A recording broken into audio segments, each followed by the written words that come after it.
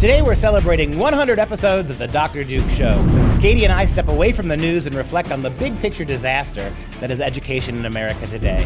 I'm Dr. Duke, she's Katie, and this is The Dr. Duke Show.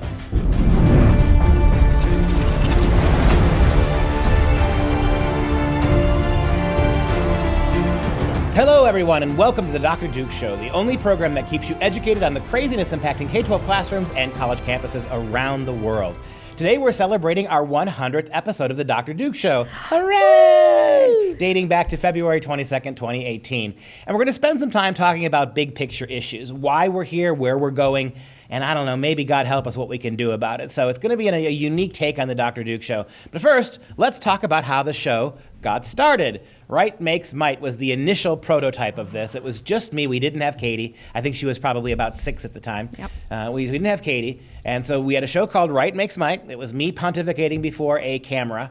Even though it's only 4 years old, it does kind of show you the rather humble origins of the show. It debuted on September 16, 2015. Title of the first episode was The Intolerance of Universities. And because I like to laugh a lot and see Dr. Duke from 4 years ago, let's take a look at that very first episode of Right Makes Might. Hello, America. I hope you're ready to rumble. This is Right Makes Might with Dr. Duke. I'm your humble host, Dr. Duke, a 23-year university professor, teacher, writer, scholar, I hope, and very interested cultural commentator. We're going to bring you a brand new show, Right Makes Might, which deals with conservative commentary on contemporary events, hopefully wit, wisdom, and insight. And we're going to be punching back against this behemoth of out-of-control liberalism, punching above our weight, we like to believe. So we're really excited to get started, and with that, here's Right Makes Might. Coming to you live via recording from Appleton, Wisconsin, it's time for your conservative smackdown. In this corner, your pugilistic pundit, the Duke of Diplomacy, the Professor of Patriotism, the Doctor of Domestic Tranquility. This is Right Makes Might with Dr. Duke. To quote Pigpen from a Charlie Brown special, Christmas special, on the contrary, I didn't think I looked that good. Okay, sure, we'll go with that story. We said that we're going to talk to you a little bit today about broader issues, and let's step back for a second from the day-to-day news, and it seems to me that one of the major themes of education over the last couple of years we've been doing this show is how ineffective it is at every level, how we are transforming college classrooms and middle and high school classrooms and preschools. We are transforming the way we teach kids. The idea behind education really is no longer about getting kids to be prepared. It's not about math or literacy. We don't want our kids to know our own history. We want the revisionist history. We don't want our kids to be able to read and do math at a high level, because if they can, they're leaving behind other kids who can't. What we want now, what we've created, from top to bottom, I don't care who you are and where you are in the country, from top to bottom, from pre-K through graduate programs, the purpose of college is to change the political minds of your kids, to mold them, to shape them, to sculpt children into the kind of creatures that radical big government progressives want, right? Anti-borders, globalist kids who are ready to protest but can't explain why, kids who need government because they can't get jobs, they can't raise families, they don't know how to take care of themselves, the death of entrepreneurism, anti-capitalism, climate change, endless ways that the progressives are bringing up generations of kids to look just like them. And you can see that when you look at all today's college kids all the way down to kindergarten, as we talk about on a daily basis. And what's happening too is, it's not that we want our kids to be unique. We say we want our kids to be unique. Oh, my kid's unique. My little Johnny's special. But we're churning out the exact same kid because we want to spoon feed them our agenda. And it's what we talk about daily. Only give them the information that we want them to spit back out at us, not twist it in their own head and get them thinking about it and come up with their own responses. It's whatever we feed them is what we want back. It's amazing how angry the progressive establishment, the schools, the teachers, the unions, the progressive watchdogs, the media, how angry they get when our kids take opinions they don't like. It used to be a time where we would be grateful for kids who just differed. The diversity of our kids, that kids had all sorts of different opinions and all sorts of different attitudes, that they deeply believe things based on their own experiences and what they learn in the classroom. Now there's conformity. If in one word, besides the fact that we've already labeled the fact that education now is about progressive politics and creating little Frankenstein monsters. Number two, how do you do that? You do that with conformity, wide-scale, radical conformity. So there's nothing too liberal, nothing too progressive a kid can learn or say or do. You think about the Parkland, we'd mentioned Parkland, right, the very first show we did. Someone like David Hogg can get up there and lie, make up facts, statistics, make up information about guns, gun owners, about the NRA, about the Constitution, about the Second Amendment. And no one calls him on it. I mean, we actually had an interviewer who knew he was bad. One of the CNN people was interviewing him. I think it was Brian Stelter, right? Or Jake Tapper. Or Jake Tapper was one of them. And they admitted they knew that the kid was not telling the truth. But because he was only 17 and he had suffered so much, and his narrative was so in line with CNN's politics, we don't bother to correct them. So we have our children, and we're using them as pawns, and our children are the victims because of what's being done to them, and they don't understand it, and the adults doing it to them. That's exactly the point. I don't even like the word pawn, because if you play chess, a pawn, if it gets to the other side, it can become a queen, right? These kids can't. We are not creating pawns that can become queens, that can blossom into something else. These are thralls, right? These are thralls. We're enthralling students in the sense of we're making them educational serfs. We've got them on fictional, metaphorical educational plantations where there's only one way to think and say, where these kids are already beginning to bully and hector and attack each other for not being woke enough, right?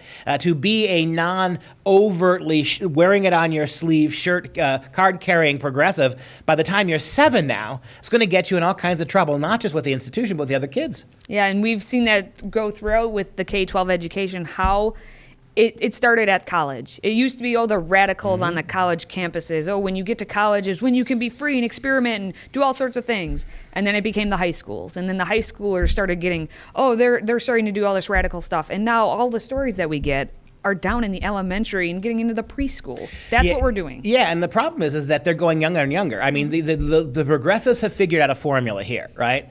That adults, conservative adults, will tread very carefully when dealing with kids. They won't. Progressives have no conscience when it comes to stripping away a kid's childhood, sexualizing them, calling the cops on them if they misbehave, having child protective services intervene if they're not the right kind of kids. Progressives have no problem figuratively destroying our children, raping our kids, so to speak, of their childhood, their innocence, their youth, their educational opportunities.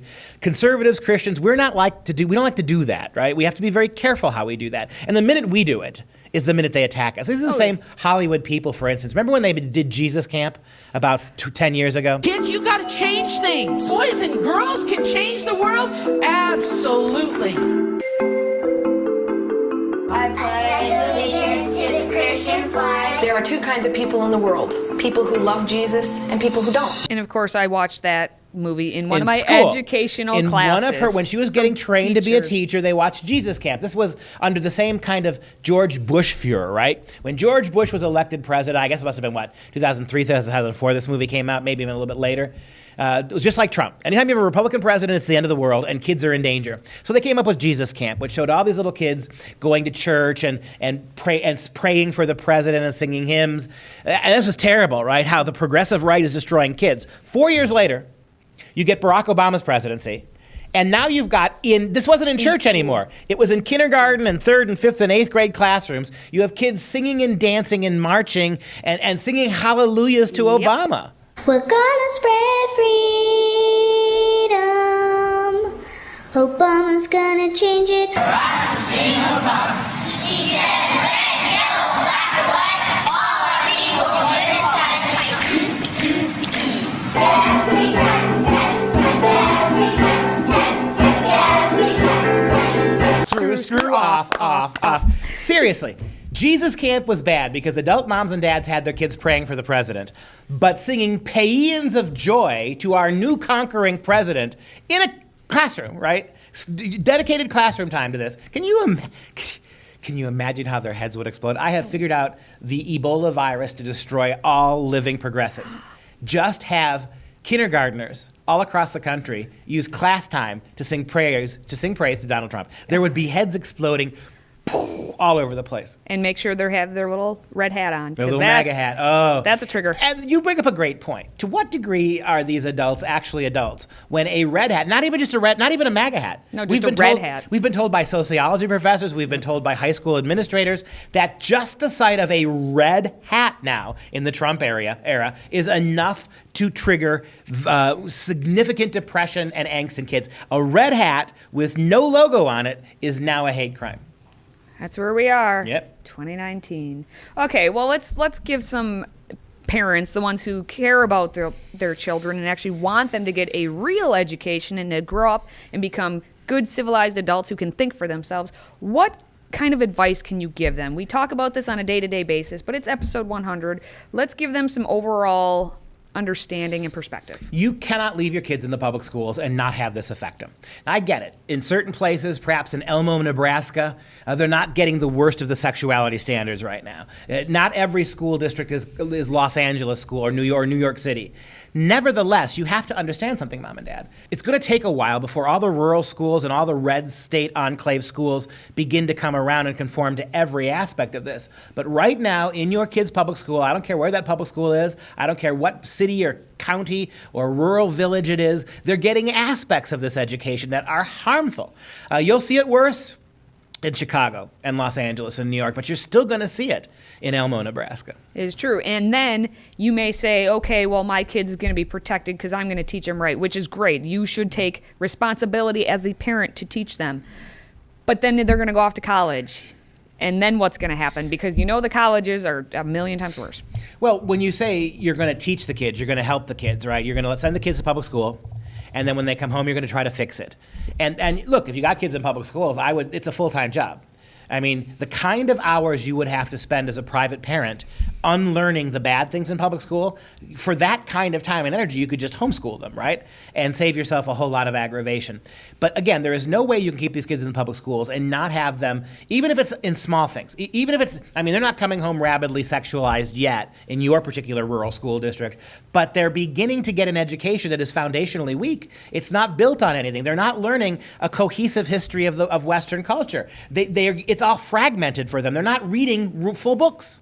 They're reading segments of books. They're not reading big arguments. They're taking little paragraphs and pages out of great books and giving them to your kids. They're spending a lot of time in English class reading things that have nothing to do with moral development or art or culture. Even if you get your kid through senior year of high school and then they're going to go off to college, you are a professor. You've been on campus for too many years. What can you say to that parent about what to look out for? What can you say now that that child is an adult going off to college? Well, if you haven't given them the groundwork, if you've let your kids moral worldview, sexual worldview, economic worldview, anti-capitalism, you let that fester from the ages of 5 to the ages of 17. You give them 12 unabated years of public school education. There's nothing you can do now. The colleges it's going to get worse. You said it 25 years ago when I started teaching college. Kids didn't know anything, but they felt bad about it. There was a certain sense of humility, a certain sense that, gosh, I'm hoping my college professors will teach me things I haven't learned about culture, about science, about literature. Now these kids don't know anything, but they're incredibly radicalized. They are convinced that anything you have to teach them doesn't matter unless it conforms to a very narrow political window that can get them agitated. So if you wait until college to just try to decide what to do about your kids, it's too late.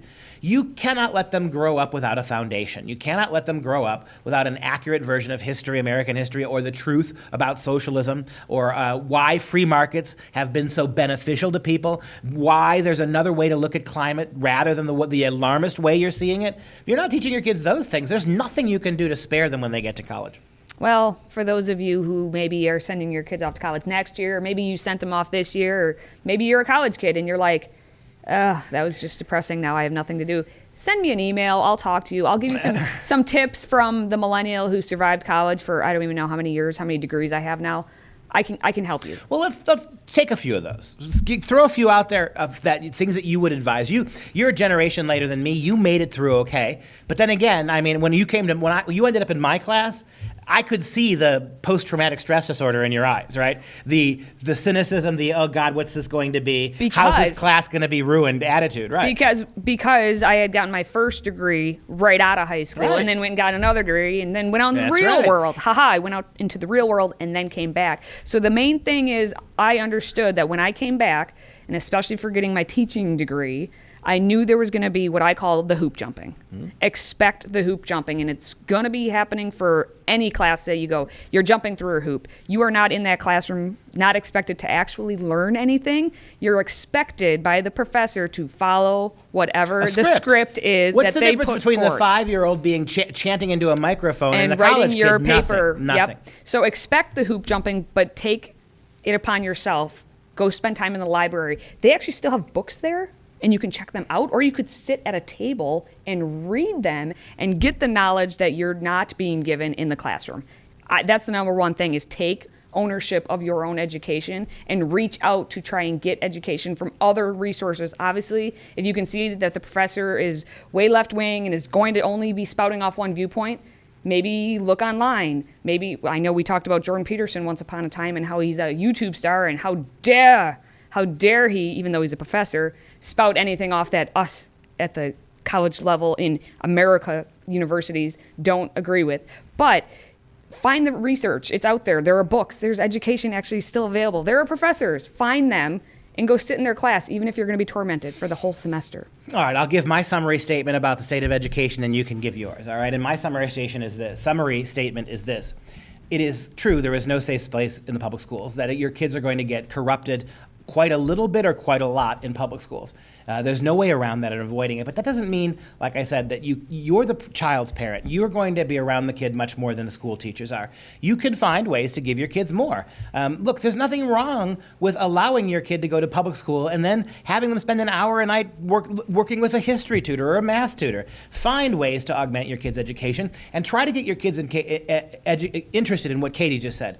Try that to get them to be self-learners as opposed to depending upon public school teachers. Try to ask your kids once a month to read a book that's not even on the list in school, right? Take them to a library. Let them read what they want to read. What are you interested in? Military history? Are you interested in farms? Are you interested in 1,000 different things that kids are interested in that they're never going to be allowed to explore in the schools because the schools have a very serious agenda. And my final statement about the colleges is, no one needs college at 17. I mean, have your kids stay home for a year or two and work. Save some money. So if they decide they want to go to college when they're 19, they can pay for it as opposed to having student loans to do it. The kids that do best in colleges are the ones who've gone away for a while, who recognize that there's life outside the academic bubble, and you don't get swept away in all that nonsense. All right, so my final K-12 statement, at least, is communicate with your child. Make sure you're talking to them, not just, how was school? And they shut down and say, it was fine, and then you move on. Actually engage with them, because if you show a true interest in what they're trying to learn, then they're going to get more interested in learning. And it doesn't cost money. Our founding fathers were educated with just simple pamphlets and books. It's not like you have to have that fancy schmancy iPod or iPad or any of the technology to think that our kids need this education. Just read to them. Libraries are still free. And that does it for the 100th episode. As always, please share this episode and subscribe to the free audio podcast on iTunes, SoundCloud, and everywhere else. Visit drdukeshow.com, then click on any of the platforms on the top of the screen and subscribe. And don't forget to type out that precious 5-star review on iTunes. And we'll be here as long as schools are crazy, which means we'll be seeing you until we're all dead. We're 100 episodes in, and we still got plenty more to say. Again, if you like the show, please consider supporting it by signing up for the Patriot Club. Just $25 per month keeps the lights on and my makeup person gainfully employed. Visit drdukeshow.com to get started. And we'll be back tomorrow at 6 p.m. Central Standard Time for Freedom Project. I'm Dr. Duke. She's unmade up, Katie. Stay educated, my friends.